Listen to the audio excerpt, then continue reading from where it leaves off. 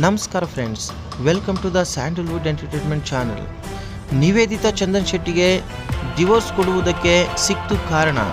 ಇಬ್ಬರ ನಡುವೆ ರಾಗಿಣಿ ಎಂಟ್ರಿ ಆಗಿದ್ದಾರೆ. ನೋಡೋಣ ಬನ್ನಿ ಸ್ನೇಹಿತರೆ. ಇನ್ನು ನಮ್ಮ ಚಾನಲಿಗೆ ಸಬ್ಸ್ಕ್ರೈಬ್ ಆಗಿಲ್ಲ ಅಂತ ಹೇಳಿದ್ರೆ ಕೂಡಲೇ ಸಬ್ಸ್ಕ್ರೈಬ್ ಮಾಡ್ಕೊಳ್ಳಿ. ಕನ್ನಡದ ನಟ ಗಾಯಕ ಚಂದನ್ ಶೆಟ್ಟಿ ಮತ್ತು ನಿವೇದಿತಾ ಗೌಡ ಡಿವೋರ್ಸ್ಗೆ ಮುಂದಾಗಿದ್ದಾರೆ. 4 ವರ್ಷದ ದಾಂಪತ್ಯ ಜೀವನಕ್ಕೆ ಈ ಕ್ಯೂಟ್ ಕಪಲ್ ದಿಢೀರ್ ಅಂತ ಬ್ರೇಕ್ ಹಾಕಿದ್ದಾರೆ ಸ್ನೇಹಿತರೆ. ಈ ಇಬ್ಬರು ಪರಸ್ಪರ ಒಪ್ಪಿಗೆ ಮೇರೆಗೆ ವಿಚ್ಛೇದನ ಪಡೆದಿದ್ದಾರೆ.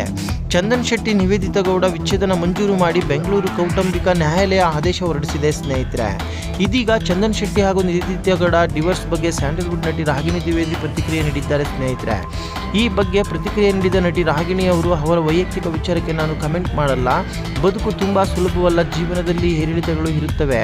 ನಾವೇನು ಕಾಂಟ್ರಿಬ್ಯೂಟ್ ಮಾಡದೆ ಹೋದರೆ ನಾವು ಕಾಮೆಂಟ್ ಮಾಡೋಕ್ಕೆ ಹೋಗಬಾರ್ದು ಎಂದು ಖಾಸಗಿ ವಾಹಿನಿಗೆ ಪ್ರತಿಕ್ರಿಯೆ ನೀಡಿದ್ದಾರೆ ಸ್ನೇಹಿತರೆ. ಇನ್ನು ಬಿಗ್ ಬಾಸ್ ಮೂಲಕ ಖ್ಯಾತಿ ಪಡೆದ ಚಂದನ್ ಶೆಟ್ಟಿ ಹಾಗೂ ನಿವೇದಿತಾ ಗೌಡ ಸಖತ್ ಫೇಮಸ್ ಆಗಿದ್ರು.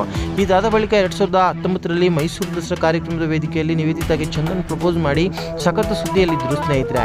ನಂತರ ಎರಡು ಕುಟುಂಬದ ಒಪ್ಪಿಗೆ ಪಡೆದು 2020ರಲ್ಲಿ ಚಂದನ್ ಮತ್ತು ನಿವೇದಿತಾ ಮೈಸೂರಿನಲ್ಲಿ ಅದ್ದೂರಿಯಾಗಿ ಮದುವೆಯಾಗಿದ್ದರು. ಇದೀಗ ಮದುವೆಯಾದ 4 ವರ್ಷಕ್ಕೆ ಜೋಡಿ ದೂರವಾಗುವ ಮೂಲಕ ಶಾಕ್ ನೀಡಿದ್ದಾರೆ ಸ್ನೇಹಿತರೆ. ಇನ್ನು ಈ ಕುರಿತು ನಿವೇದಿತಾ ಮಾತನಾಡಿ, ಮದುವೆ ನಮ್ಮ ವೃತ್ತಿ ಜೀವನಕ್ಕೆ ಅಡ್ಡಿಯಾಗಿಲ್ಲ. ವದಂತಿಗಳು ನಮಗಷ್ಟೇ ಅಲ್ಲದೆ ನಮ್ಮ ಕುಟುಂಬಕ್ಕೂ ಕೂಡ ನೋವು ತಂದಿದೆ. ಯಾರ ಜೊತೆಗಾದರೂ ಪೋಸ್ಟ್ ಹಾಕಿದ ತಕ್ಷಣ ವ್ಯೂಸ್ಗಳಿಗಾಗಿ ಸಂಬಂಧ ಕಲ್ಪಿಸುತ್ತಾರೆ. ಇದು ಮನಸ್ಸಿಗೆ ನೋವಾಗುತ್ತದೆ. ನಾನು ಹಾಗೂ ಚಂದನ್ ಒಳ್ಳೆಯ ಗೆಳೆಯರು. ನಮ್ಮ ವೃತ್ತಿಯಲ್ಲಿ ಒಬ್ಬರಿಗೊಬ್ಬರು ಬೆಂಬಲವಾಗಿರುತ್ತೇವೆ. ವಿಚ್ಛೇದನ ನಿರ್ಧಾರದ ಬಗ್ಗೆ ಯಾವುದೇ ವಿಷಾದ ಇಲ್ಲ ಎಂದು ಸ್ಪಷ್ಟನೆ ನೀಡಿದ್ದಾರೆ. ಈ ವಿಷಯ ನಿಮಗೆ ಲೈಕದಲ್ಲಿ ಶೇರ್ ಮಾಡಿ ಸ್ನೇಹಿತರೆ, ಕಮೆಂಟ್ ಮಾಡಿ. ನಮ್ಮ ಸ್ಯಾಂಡಲ್ವುಡ್ ಇದಕ್ಕೆ ನೀವು ಸಬ್ಸ್ಕ್ರೈಬ್ ಆಗಿ ಸ್ನೇಹಿತರೆ. ಧನ್ಯವಾದಗಳು.